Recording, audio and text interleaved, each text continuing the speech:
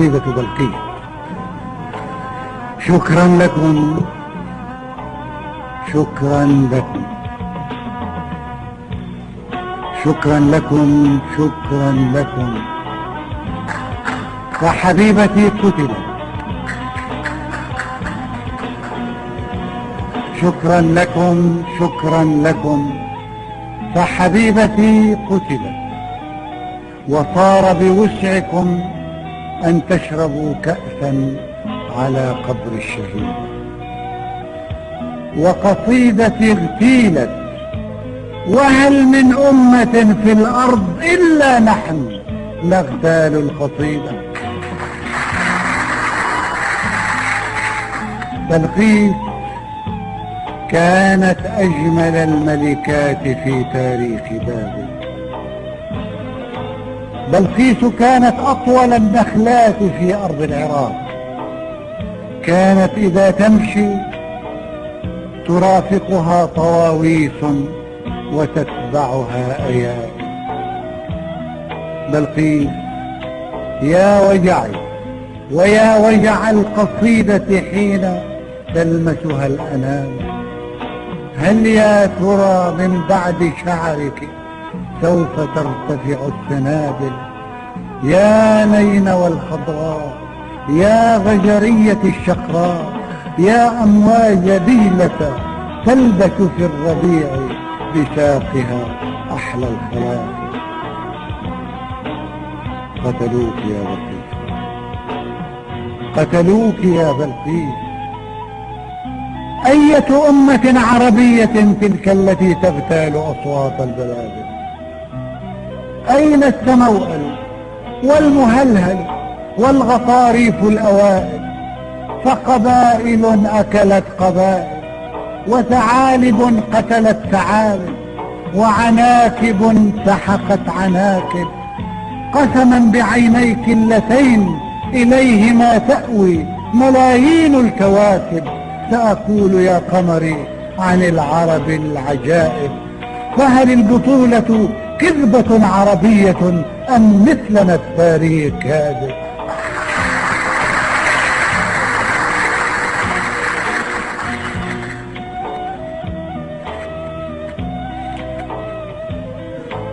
بلقيس، بلقيس لا تتغيبي عني، فإن الشمس بعدك لا تضيء على السواحل. سأقول في التحقيق إن اللص أصبح يرتدي ثوب المقاتل، وأقول في التحقيق إن القائد الموهوب أصبح كالمقاوم، وأقول إن حكاية الإشعاع أسخف نكتة قيلت، فنحن قبيلة بين القبائل. هذا هو التاريخ يا بلقيس. كيف يفرق الإنسان ما بين الحدائق والمزابل؟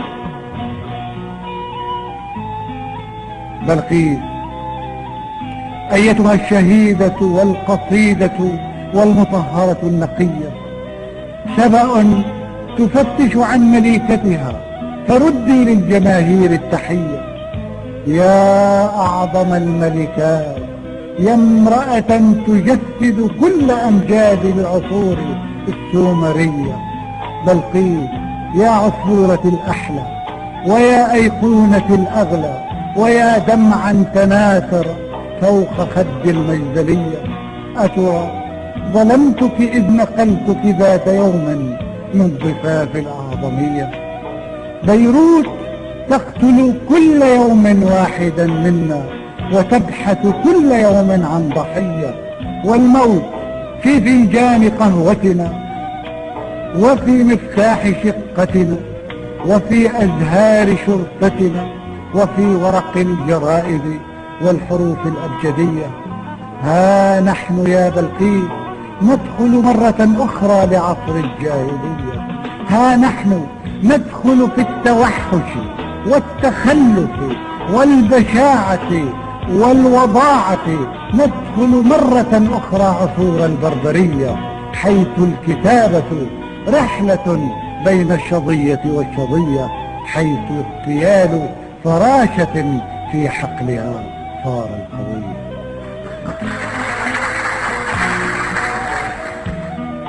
هل تعرفون حبيبتي بلقيس؟ هل تعرفون حبيبتي بلقيس؟ فهي أهم ما كتبوه في كتب الغرام. كانت مزيجا رائعا بين القطيفة والرخام. كان البنفسج بين عينيها ينام ولا ينام.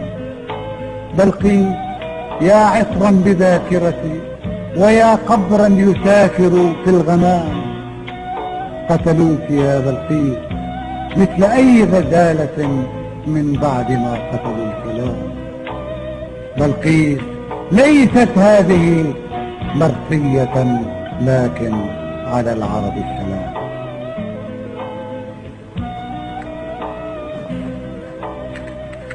بلقيس هذا موعد الشاي العراقي المعطر والمعتق كالسلال. فمن الذي سيوزع الأقداح أيتها الزرافة؟ ومن الذي سيقبل الأولاد عند رجوعهم؟ ومن الذي نقل الفرات لبيتنا وورود دجلة والرصاص؟ بلقيس إن الحزن يثقبني، وبيروت التي قتلتك لا تدري جريمتها، وبيروت التي عشقتك تجهل أنها قتلت عشيقتها وأطفأت القمر. بلقيس يا بلقيس يا بلقيس، كل غمامة تبكي عليك، فمن ترى يبكي علي؟ بلقيس كيف رحلت صامتة ولم تضعي يديك على يدي؟ بلقيس كيف تركتنا في الريح نرجف مثل أوراق الشجر، وتركتنا نحن الثلاثة ضائعين كريشة تحت المطر.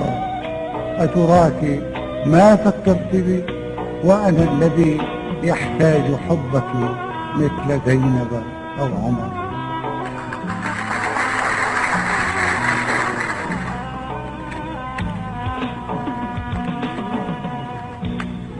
بلقيس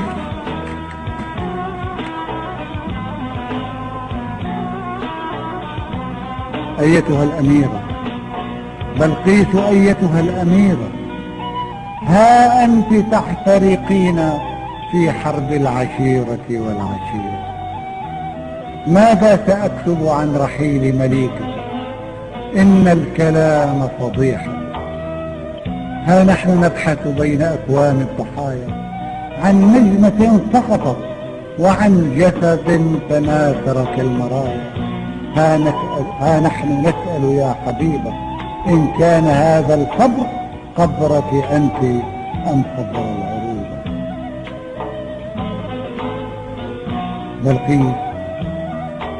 بلقيس يا فطافة أرخت ضفائرها علي، ويا زرافة كبرياء. بلقيس إن قضاءنا العربي أن يغتالنا عرب، ويأكل لحمنا عرب، ويبقر بطننا عرب، ويفتح قبرنا عرب. فكيف نفر من هذا القضاء؟ فالخنجر العربي ليس يقيم فرقا بين أعناق الرجال وبين أعناق النساء. بلقيس إنهم فجروك فعندنا كل الجنائز تبتدي في كربلاء وتنتهي في كربلاء. ما زلت أدفع من دمي أعلى جزاء، ما زلت أدفع من دمي أحلى جزاء كي أسعد الدنيا، ولكن السماء شاءت بأن أبقى وحيدا مثل أوراق الشتاء. هل يولد الشعراء من رحم الشقاء؟ وهل القصيدة طعنة في القلب ليس لها شفاء؟ أم أنني وحدي الذي عيناه تختصران تاريخ البكاء؟ سأقول في التحقيق كيف غزالتي ماتت بسيف أبي لهب. كل اللصوص من الخليج إلى المحيط يدمرون ويحرقون وينهبون ويرتشون ويعتدون على النساء كما يريد أبو لهب. كل الكلاب موظفون ويأكلون ويسكرون على حساب أبي لهب. لا قمحة في الأرض تنبت دون رأي أبي لهب. لا طفل يولد عندنا إلا ودارت أمه يوما فراش أبي لهب. لا سجن يفتح عندنا، لا سجن يفتح دون رأي أبي لهب. لا رأس يقطع دون أمر أبي لهب.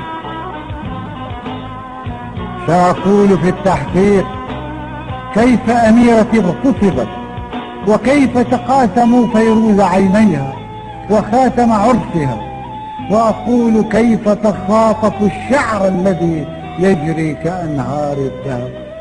سأقول في التحقيق كيف سطوا على آيات مصحفها الشريف وأضرموا فيه اللهب. سأقول كيف استنزفوا دمها وكيف استملكوا فمها، فما تركوا به وردا ولا تركوا عنب. هل موت بلقيس هو النصر الوحيد بكل تاريخ العرب؟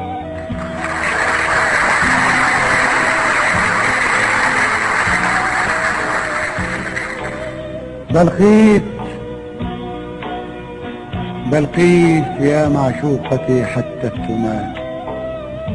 بلقيس يا معشوقتي حتى التمال.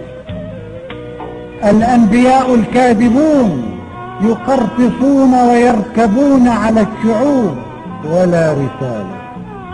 لو أنهم حملوا إلينا من فلسطين الحزينة نجمة أو برتقال، لو أنهم حملوا إلينا من شواطئ غزة حجرا صغيرا أو محارة، لو أنهم من ربع قرن حرروا زيتونة أو أرجعوا ليمونة ومحوا عن التاريخ عارة، لشكرت من قتلوك يا بلقيس يا معبودتي حتى التمال. لكنه تركوا فلسطينا ليغتالوا غزاك. ماذا يقول الشعر يا بلقيس في هذا الزمان؟